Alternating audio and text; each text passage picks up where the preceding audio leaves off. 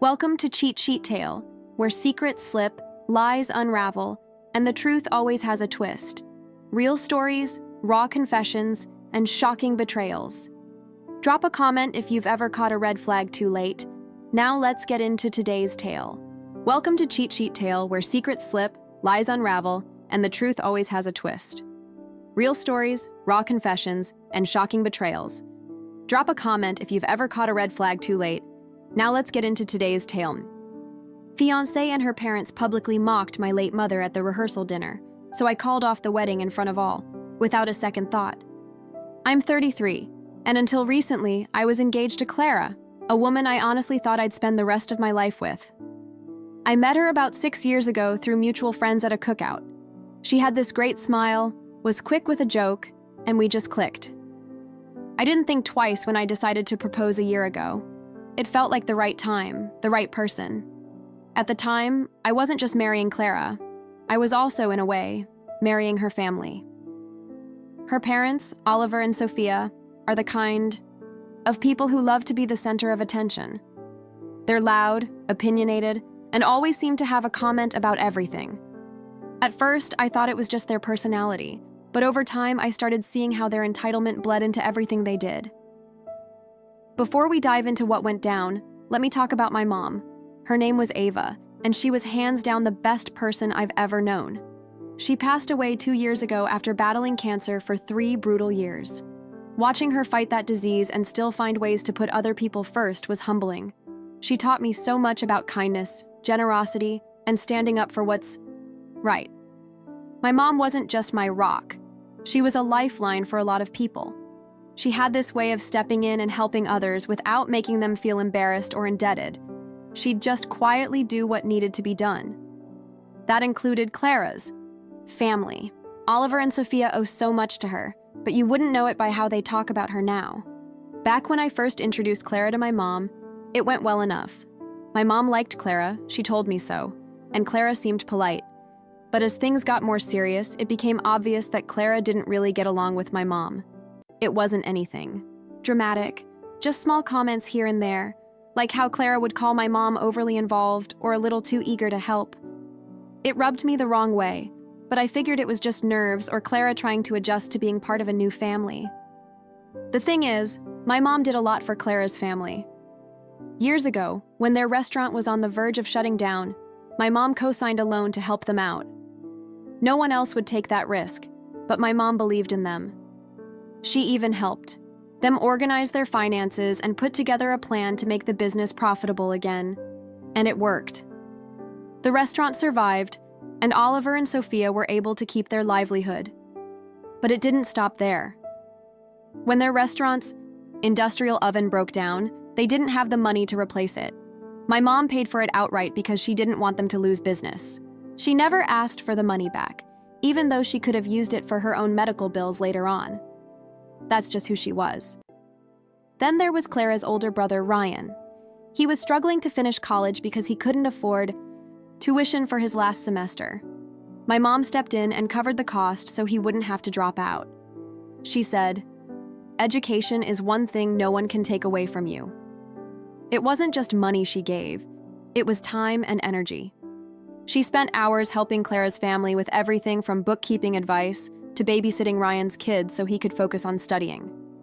And let me tell you, not once did Oliver, Sophia, or Ryan ever thank her properly. Sure, they said thanks, in passing, but there was no real acknowledgement of what she'd done for them. My mom never cared about that, though. She wasn't in it for the recognition, she just wanted to help people. When my mom passed away, I was devastated. She was my world, and losing her felt like a piece of me was gone forever. Clara was there. For me during the worst of it, or at least I thought she was. Looking back, I realized a lot of her support was more about doing the bare minimum. She'd say things like, "You need to move on," or "Your mom wouldn't want you to be stuck in grief." Which, yeah, maybe was true, but it didn't feel comforting. It felt dismissive. Leading up to the wedding, I started noticing more red flags. Clara was weirdly dismissive anytime I brought up my mom in conversations about the ceremony. For example, I wanted to include a small tribute to my mom during the vows, and Clara just brushed it off, saying, Isn't that going to make people sad? Weddings are supposed to be happy. I let it slide because I didn't want to start a fight, but little things like that kept piling up.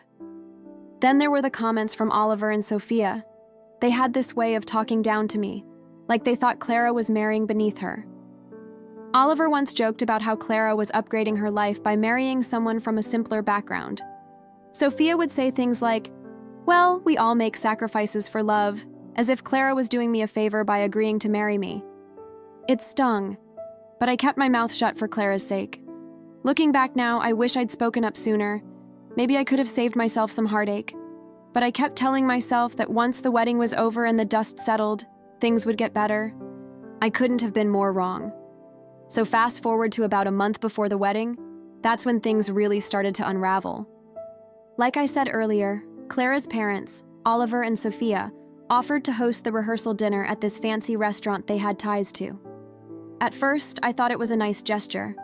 I figured maybe they were trying to smooth over all the little snide comments and awkward moments we'd had during the wedding planning.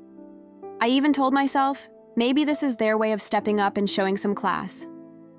Now, a little context about this dinner. Clara's parents didn't just offer to host. They made a big show of how generous they were being. Sophia kept bringing it up in conversations like, "Oh, we've put so much effort into making this rehearsal dinner perfect. It's going to be the talk of the town."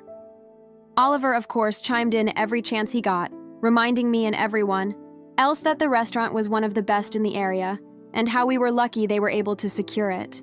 The whole thing started to feel less like a gift, and more like an ego boost for them. But whatever, I was focused on making the wedding happen, so I let them take the reins on the rehearsal dinner. Big mistake. As we got closer to the date, Oliver and Sophia's true colors started to shine through even more. Every conversation with them turned into some kind of backhanded comment or passive-aggressive remark. For example, when I tried to confirm the guest list for the dinner, Sophia rolled her eyes and said, "We'll handle it, James. You don't need to stress over the details. Just show up and enjoy." It was such a small thing, but it bugged me. Like, this was supposed to be our event, right? Shouldn't Clara and I have a say in who's coming? Then there was the menu. Sophia made this huge deal about how they were curating a high-end dining experience for the night. She kept saying things like, "Oh, we've got the chef to create something really special. Nothing like what you'd normally find back home, James." That last part was her favorite dig. Back home, she loved reminding me that I wasn't from the same social circle as them. I'm from a small working-class town, and they never let me forget it. I tried to brush it off and focus on the bigger picture. I kept telling myself, it's just one night. Smile, nod, and get through it. But even Clara was starting to act weird. She'd always had this habit of siding with her parents on things, but in the weeks leading up to the dinner, it got worse. Anytime I brought up an idea or concern, she'd wave it off and say, "James, you're overthinking this. My parents know what they're doing." The thing is, it wasn't just about the dinner.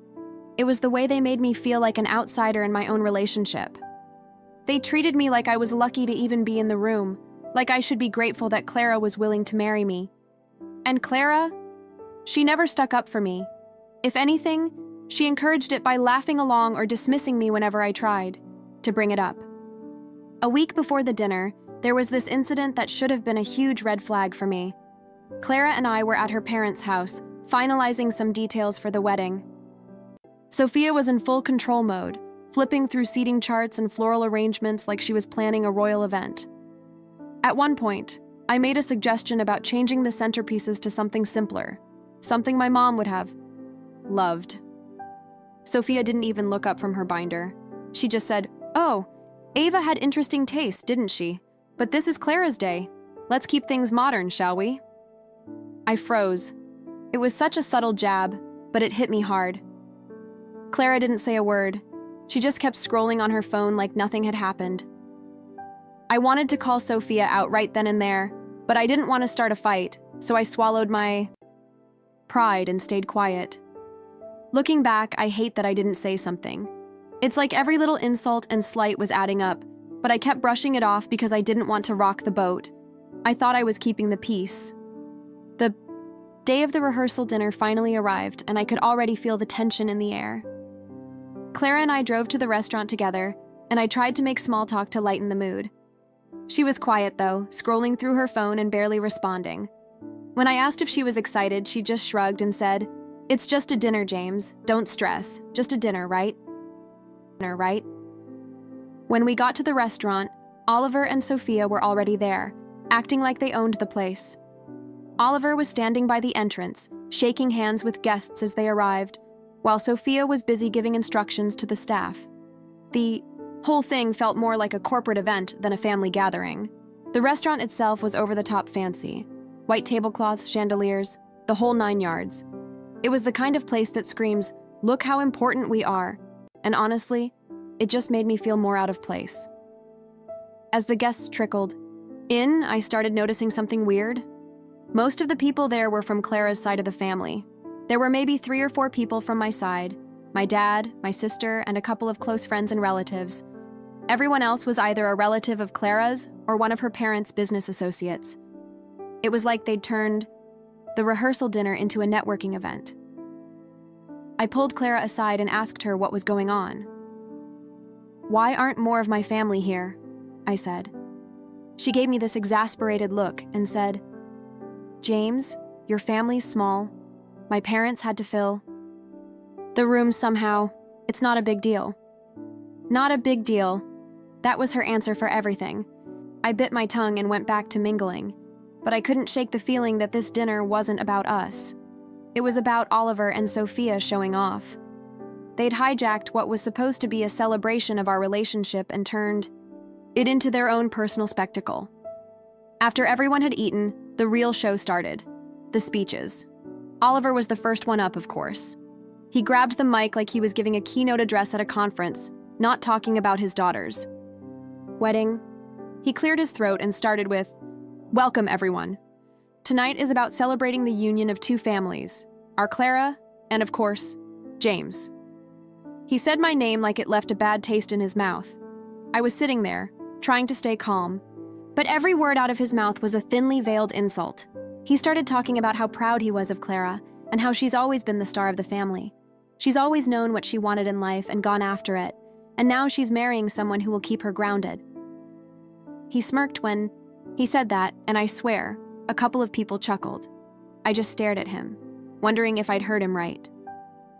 Then he launched into this story about how Clara was always a high achiever, even as a kid, and how it was a good thing she had, their guidance to stay on the right track. At one point, he said, "You know, we've always taught Clara to aim high, and while James might not be what we envisioned at first," he trailed off, letting the sentence hang like it was supposed to be funny. I could feel my dad and sister glaring at him from across the table. Next up was Sophia. She strutted to the mic like she was about to accept an award. Her speech started off okay. She talked about how much she loved Clara and how excited she was for the wedding, but then she started making these little digs about me. She talked about how Clara was the perfect daughter who deserved the best in life, and said, "It's a good thing she's patient because she's taught James so much already." I almost choked on my water. What did Clara teach me? How to bite my tongue while her parents insulted me every chance they got. Then Sophia turned to me and said, "Oh, we're so happy to welcome you into the family, James. It'll be nice to finally have someone who doesn't mind getting their hands dirty, right?" She laughed, and a few of her relatives joined in. I glanced at Clara, hoping she'd step in or at least look uncomfortable, but she was smiling along with them.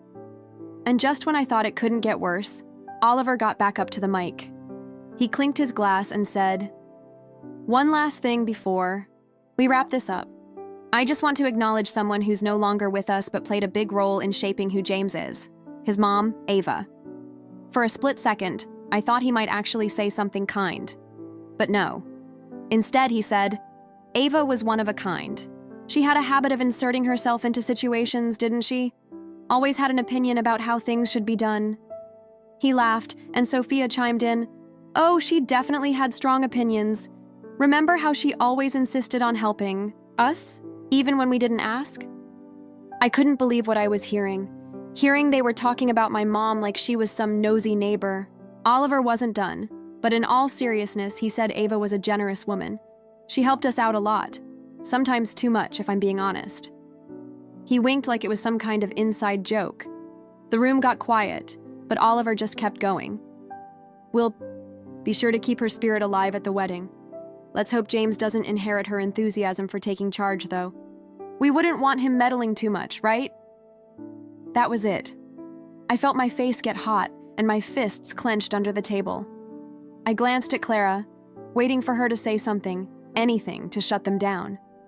But she just laughed and said, "Oh, Dad, stop." Like it was all harmless fun. Harmless fun? They were mocking my mom's memory in front of a room full of people, and Clara thought it was funny. I couldn't believe it. The worst part was that Oliver and Sophia acted like they were being charming. They had this smug look on their faces, like they thought everyone was laughing with them. But when I looked around the room, I could see that wasn't the case. When Oliver finally sat down, the tension in the room was so thick you could cut it with a knife. The clinking of forks and glasses started again as people awkwardly tried to move on from the train wreck of a speech. Clara leaned over and whispered, "Are you okay?" Her tone was casual, like she was asking if I wanted more water, not if I was seething with rage. I didn't even look at her. I just nodded. My jaw clenched so tightly I thought my teeth might crack. But then Sophia walked over to our table. "James," she said sweetly, "I hope you weren't offended. Oliver and I just wanted to add a little humor to the evening. It's all in good fun." That's when something snapped in me. I couldn't stay quiet any longer. I stood up, my chair scraping loudly against the floor. "Are you serious right now?" I said, my voice low but shaking with anger. So there I was, standing in the middle of the rehearsal dinner, chair still slightly tipped back from when I stood up. The whole room had gone dead silent, like someone had muted the TV. All eyes were on me, but I didn't care. My heart was pounding and my face was hot, but I knew I couldn't just let this slide. Oliver and Sophia's mocking of my mom was already too much, but that fake apology from Sophia, that was the final straw. "Are you serious right now?" I repeated, looking directly at Sophia. She froze for a second, probably not expecting me to actually call her out. Oliver looked up from his drink like I'd just insulted him. Clara, sitting next to me, whispered, "James, stop." But I ignored her. "Let me get this straight," I said, my voice louder now. "You spent the entire night taking cheap shots at my mom, the woman who helped your family when no one else would, and now you're acting like it was just a joke? You think that's okay?" Oliver leaned back in his chair, folding his arms. "Relax, James," he said, smirking like he thought this was no big deal. "You're overreacting. It was all in good fun." "Good fun?" I shot back. "You called her meddling. You said she was too much. You mocked her generosity like it was some kind of flaw. How was that good fun?" The tension in the room was unbearable. I could see a few of Clara's cousins looking down at their plates, clearly uncomfortable. My dad, on the other hand, was staring at Oliver like he wanted to punch him. My sister had her arms crossed, glaring at Sophia like she was waiting for her turn to jump in. Sophia tried to laugh it off. "Oh, James, don't be so sensitive. We're just sharing a few stories. Everyone knows how Ava liked to take charge." I couldn't believe what I was hearing. "Take charge?" I said, my voice rising. "She helped you. She saved your business when you were about to lose it. She paid for your oven repairs, your patio remodel, and your son's college tuition. And this is how you repay her? By turning her into some kind of joke at a rehearsal dinner?" Oliver sat up straighter, clearly annoyed now. "All right, that's enough," he said, trying to sound authoritative. "We didn't mean any harm, but if you're going to throw a tantrum about it, maybe you're not ready for marriage." That comment showed just how little respect he had, for me or for my mom for that matter. Clara finally spoke up, tugging on my sleeve. "James, can we just go outside and talk, please?" I pulled my arm away. "No, Clara, we can't. Not until your parents understand how disrespectful they've been." Sophia sighed dramatically, like she was the victim in all this. "James, this is supposed to be a happy occasion. You're ruining the evening for everyone." "I'm ruining the evening?" I said, my voice shaking with anger. "No, Sophia. You ruined it the second you decided to trash." My mom in front of everyone. My mom in front of everyone. And Clara? You just sat there and let it happen. Clara's face turned red. I didn't know they were going to say all that, she said defensively. But you laughed, I shot back. You laughed at every single insult. You didn't even try to. Stop them. At this point, the whispers in the room started picking up. People were leaning over to each other, murmuring about the scene unfolding in front of them. I could feel the weight of their stares, but I didn't care. This wasn't about them. This was about standing up for my mom. Oliver stood up, clearly fed up. All right, James, if you're so offended, maybe you should leave, he said, pointing toward the door. For a moment, I considered it. I thought about just walking out, leaving them to their perfect little dinner. But then I looked around the room, at my dad, my sister, my few friends who had come to support me. They were all watching, waiting to see what I'd do. And I realized I wasn't going to let Oliver and Sophia get away with it. Not this time. No, I said firmly. I'm not leaving. Not until you understand what you've done. Oliver opened his mouth to respond, but I cut him off. You act like my mom was some overbearing busybody, but without her, you wouldn't even have this restaurant connection. She didn't do any of that because she wanted recognition or praise. She did it because she cared.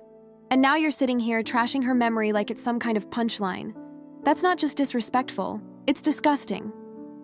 The room went completely silent again. Even Oliver looked taken aback, like he didn't know how to respond. Sophia opened her mouth, but no words came out. Clara just sat there staring at the table, her face a mix of embarrassment and anger. Finally, Oliver muttered, "We didn't mean it like that." "It doesn't matter how you meant it," I said. "What matters is how it came across. You don't get to rewrite who my mom was just because it suits your narrative. She deserved better than that. And honestly, so do I." With that, I stepped back from the table and grabbed my coat. "You want me to leave? Fine. But don't expect me to come back." My dad stood up immediately, ready to follow me out. My sister grabbed her purse and shot one last glare at Sophia before joining us. A couple of my friends stood up too, looking unsure but supportive. Clara, James, wait, but I didn't stop. I walked out of that restaurant, my head held high, even though my heart was pounding in my chest. Outside, my dad put a hand on my shoulder. "You did the right thing," he said. "Your mom would be proud." I nodded, but I didn't feel proud. I felt angry and betrayed. And I realized something. If she couldn't stand up for me or for my mom, then maybe she wasn't the person I thought she was. Part of me thought I'd done the right thing by walking out, but the other part of me couldn't shake the feeling that it wasn't enough. If I left things as they were, Clara and her family would just spin the story to make me the bad guy. They'd frame it as me being too sensitive or overreacting. No, I couldn't let that happen. This wasn't just about me. It was about my mom, her memory, and what I stood for. I took a deep breath and turned to my dad. "I need to go back in there," I said. "What?" my sister blurted out. "Why? You don't owe them anything." "I know," I said, looking at her. "But I'm not leaving this unfinished. I need to make it clear to Clara, to her parents, to everyone, that I'm done for good." My dad hesitated, then nodded. "If that's what you need to do, we'll back you up." "No," I said, shaking my head. "This is something I have to do on my own." My sister looked like she wanted to argue, but she held her tongue. I turned and walked back toward the restaurant. My stomach was in knots, but my mind was clear. I wasn't walking back in there to cause a scene. I was walking back in there to end things once and for all. People were whispering, stealing glances. At the door as I walked back in, Clara was still sitting at the table, her face pale, her eyes wide. When she saw me, she stood up. "James," she said, "what are you doing?" I ignored her question and walked straight to the front of the room where Oliver and Sophia were still seated, looking far too pleased with themselves. Oliver raised an eyebrow as I approached, clearly not expecting me to come back. Sophia gave me that same fake sweet smile she'd been using all night. "Back so soon?" Oliver said, his tone dripping with sarcasm. I didn't bother responding to him. Instead, I turned to face the entire room. "Excuse me, everyone," I said, loud enough for the whole room to hear. The murmuring stopped instantly. All eyes were on me.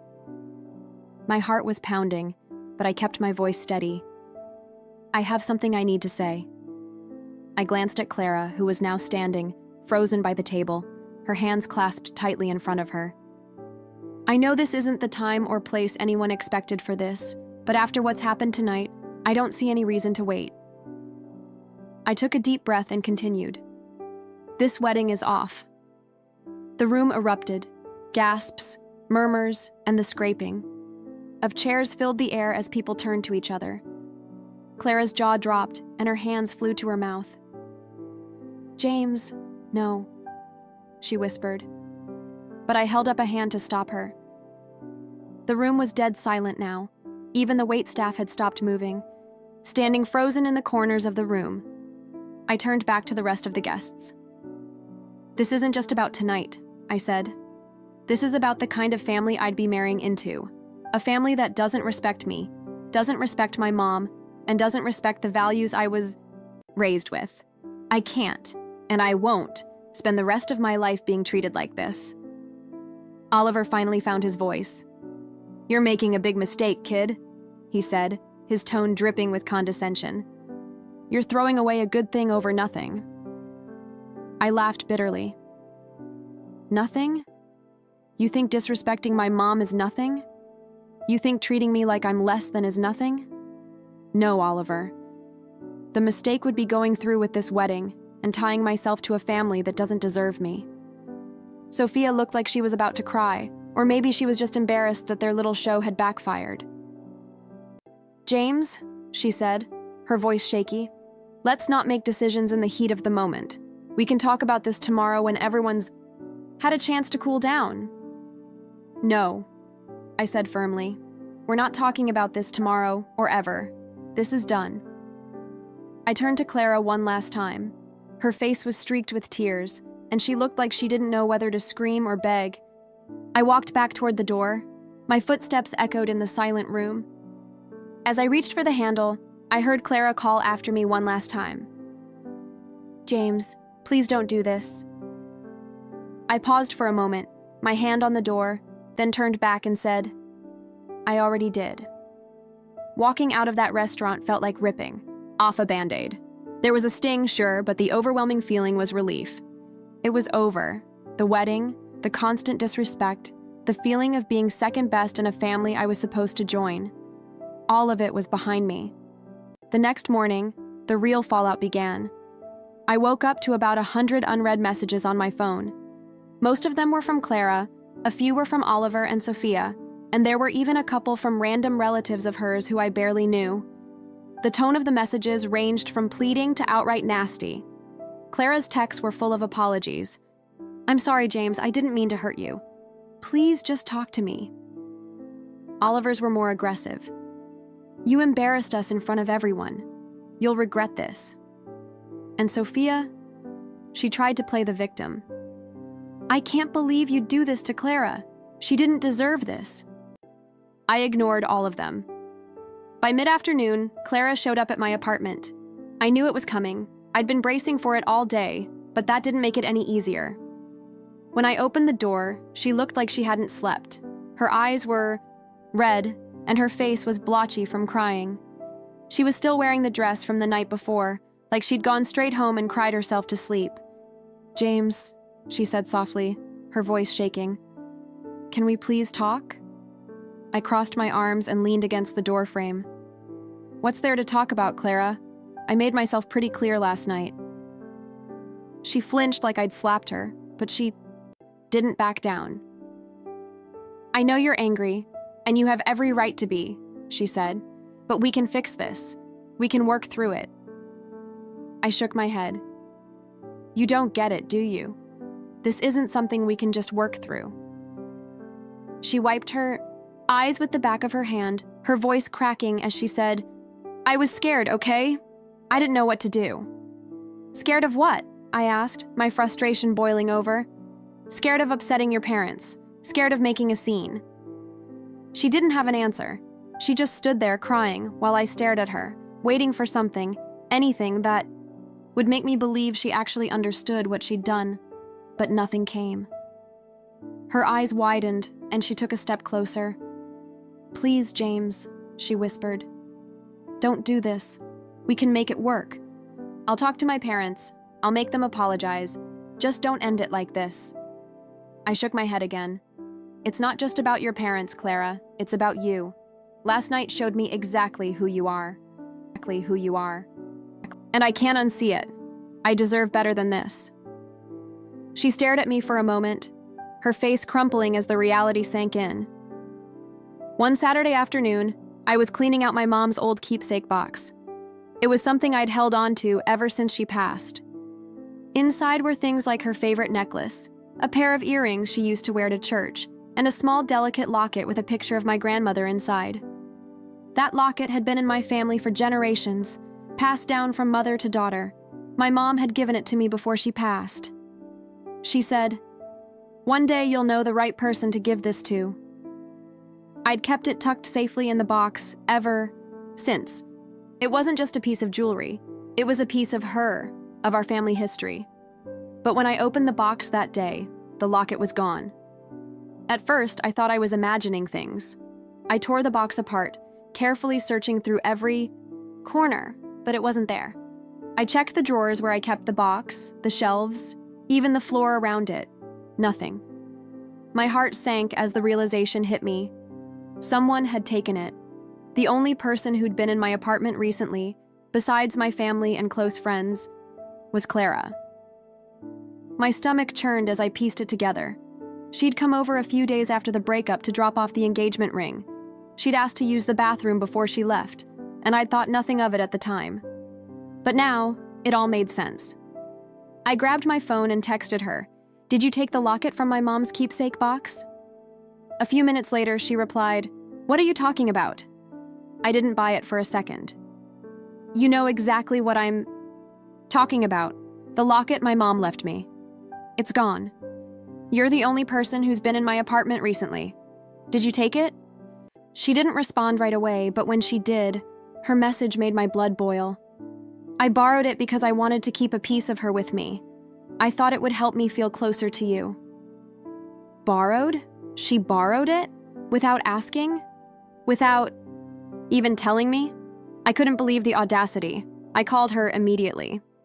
When she picked up, she sounded defensive, like she was the victim in all of this. "James, it's not a big deal," she said. "I was going to give it back." "Not a big deal?" I snapped. "That locket has been in my family for generations. It's not some trinket you can just take because you feel like it. How could you even think that was okay?" "I just wanted to feel connected to you," she said, her voice trembling like she was trying to play the sympathy card. "I didn't think you'd notice." "Of course I'd notice," I shouted. "It's my mom's, and the fact that you didn't think to ask me first makes it even worse." She started crying at that point, but I wasn't in the mood to comfort her. "Where is it?" I demanded. "It's at my parents' house," she admitted through sobs. I didn't want to lose it, so I left it there for safekeeping. That was the last straw. You took something that didn't belong to you, something that means more to me than you'll ever understand, and you just left it at your parents' house? Are you kidding me? "I'm sorry," she whispered. "Sorry doesn't cut it," I said, my voice cold. "I'm coming to get it now." An hour later, I was pulling up to Oliver and Sophia's house. My anger had only grown during the drive, and by the time I knocked on the door, I was ready to explode. Sophia opened it, her fake sweet smile fading when she saw the look on my face. "James," she said cautiously, "what are you doing here?" "I'm here to get my mom's locket," I said bluntly. "Clara told me it's here." Sophia's face shifted into a mix of confusion and annoyance. "Clara took a locket? Why would she—" I interrupted her. She narrowed her eyes but stepped aside to let me in. A few minutes later, Clara came downstairs holding the locket in her hand. Her eyes were red and her face was blotchy, but I didn't care. All I saw was the locket dangling from her fingers like it was nothing. "Here," she said, holding it out to me. I snatched it from her hand and inspected it, making sure it was the same one. When I was satisfied, I stuffed it in my pocket and turned to leave. "Oh, James, wait," she said, her voice desperate. "I didn't mean to upset you. I was just trying to save it." I cut her off. "Clara, you stole from me. From my mom. Like what you'd already done wasn't enough." Her face crumpled and she started crying again, but I didn't stop. I walked out the door, slamming it behind me. In the days that followed, I blocked her number, deleted her messages, and cut off every possible way for her to contact me. I was done with her, her family, and all the drama they brought into my life. Calling off the wedding had been hard, but this was the final nail in the coffin. And as tiring as it was, it also felt like closure. I'd stood up for myself, for my mom, and for the values she'd instilled in me. I knew I'd made the right choice, and for the first time in a long time, I felt at peace.